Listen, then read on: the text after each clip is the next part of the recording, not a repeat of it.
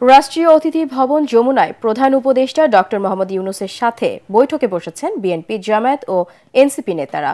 এই মুহূর্তে সেখানে আছেন আমাদের সহকর্মী তরিক ইসলাম। সবশেষ জানতে সরাসরি চলে যাচ্ছি তার কাছে। তরিক, বৈঠকের বিষয়ে সবশেষ তথ্য আমাদেরকে জানান।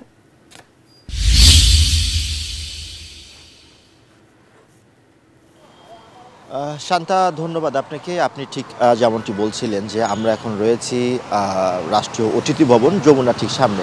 আপনাকে জানিয়ে রাখি, কিছুক্ষণ আগে এখানে প্রধান উপদেষ্টার সাথে দেখা করতে এসেছেন বিএনপির স্থায়ী কমিটির সদস্য সালাউদ্দিন আহমেদ এবং মেজর হাফিজ।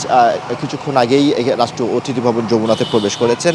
একই সাথে আপনাকে জানিয়ে রাখি, তারও কিছুক্ষণ আগে অর্থাৎ 11:30টার দিকে এখানে প্রবেশ করেছেন জাতীয় নাগরিক পার্টির আহ্বায়ক নাহিদ ইসলাম এবং হাসনাত আবদুল্লাহ। একই সাথে এখানে জামাতের দুইজন প্রতিনিধি দল কিন্তু উপস্থিত রয়েছেন। এখানে জামাতের সেক্রেটারি জেনারেল আবদুল্লাহ তাহির ও সহকারী সেক্রেটারি জেনারেল এহসান মাহমুদ জুবাইর ইতিমধ্যে কিন্তু রাষ্ট্রীয় অতিথি ভবন যমুনাতে এসেছেন এবং আমরা যতটুকু জানতে পেরেছি প্রধান উপদেষ্টার সাথে তাদের বৈঠক রয়েছে। একই সাথে এখানে গতকালকে যে আমরা জেনেছি ইনকিলাব মঞ্চে যেই হাদির উপরে যেই আক্রমণ হয়েছে, তার পরিবারের সদস্যরাও কিন্তু এখানে আসবে, এমনটাই আমরা জানতে পেরেছি।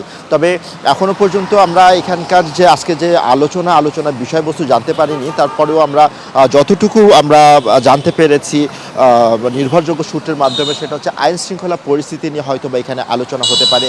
আপনি জানেন মাত্র 2 দিন আগেই নির্বাচনের তফসিল ঘোষণা হয়েছে। এর মধ্যে একটা নির্বাচনী একটা পরিবেশ সৃষ্টি হয়েছে। এর মধ্যে গতকালকে গণসংযোগ করার সময় জাতীয় ইনকিলাব মঞ্চের যে আহ্বায়ক রয়েছে তারপরে হামলা হয়েছে এবং তিনি এখন কিন্তু খুব সংকটাপন্ন একটা অবস্থান রয়েছে। তো এই পরিস্থিতিতে আইন শৃঙ্খলা পরিস্থিতির বর্তমান যে অবস্থা, ভবিষ্যতে কি হতে পারে, নির্বাচনী পরিবেশ, সবকিছু মিলে হয়তোবা এখানে আজকে প্রধান উপদেষ্টার সাথে আলোচনা হতে পারে এবং এরপরেই হয়তোবা তারা বের হলে আমাদেরকে জানালে আপনার মাধ্যমে আমরা আমাদেরকে দর্শকদের জানিয়ে দিব যে আজকে এই আলোচনার মাধ্যমে কোন বিষয়গুলো উঠে আসছে। শান্তা, রাষ্ট্রীয় অতিথি ভবন যমুনা থেকে এই ছিল আমার কাছে সবশেষ।